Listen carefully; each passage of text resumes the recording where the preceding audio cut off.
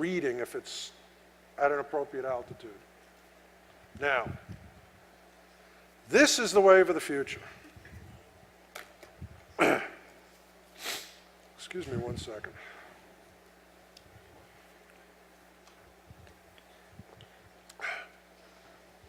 The NYPD is putting out these cameras, which are day-night cameras.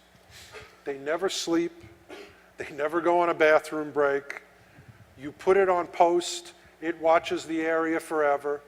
And with facial recognition technology and activity recognition technology, it knows what's going on 24/7. Now, let me tell you about this one camera. I was doing a job in Brooklyn.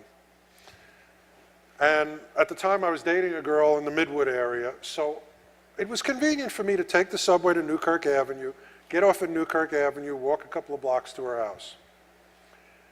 Being an investigator and being Steve, I noticed that this particular subway station was ringed with these surveillance cameras.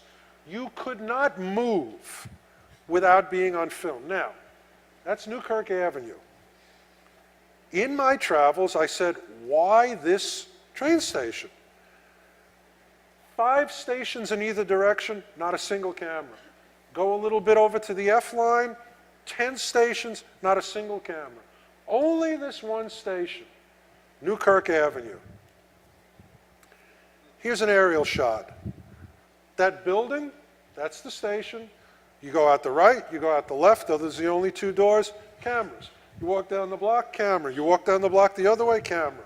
You can't go into that station, you can't go out of that station, meaning you cannot access public transportation in that neighborhood without being videoed 24/7. This is the most intense coverage that I'm aware of in New York City. They don't even have this at Herald Square where they really, really need it. One door, another door, front and back of the station. This is a lot of money and really sophisticated. Local area network connected by microwave. If you look at the other camera, transmitting to a central station. Completely surrounding. Why? So one Sunday I was visiting my girlfriend, and what did I see? That's the neighborhood. Normally I got there 1 at night, 2 at night, nobody on the streets. You know, maybe I should have noticed the falafel stands, the shish kebab places, but I didn't. This is the neighborhood. These are real photos of Coney Island Avenue, 2 blocks from the station, on Pakistan Day Parade.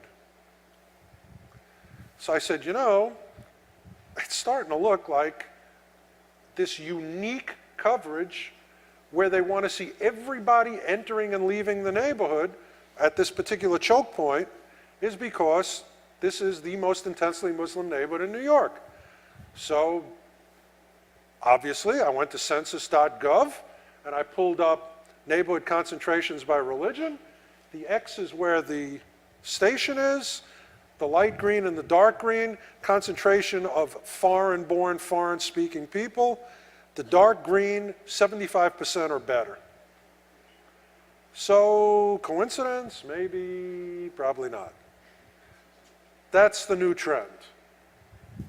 And what you have to remember is it's not just cameras. It's facial recognition, it's activity recognition.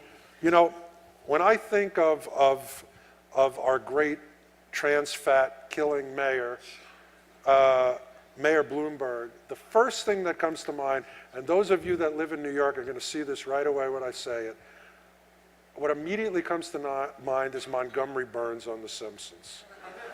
I mean, this guy is a guy who lives in a mansion, you know, with the little button, release the hounds, and has no sense of what it's like to be a normal person.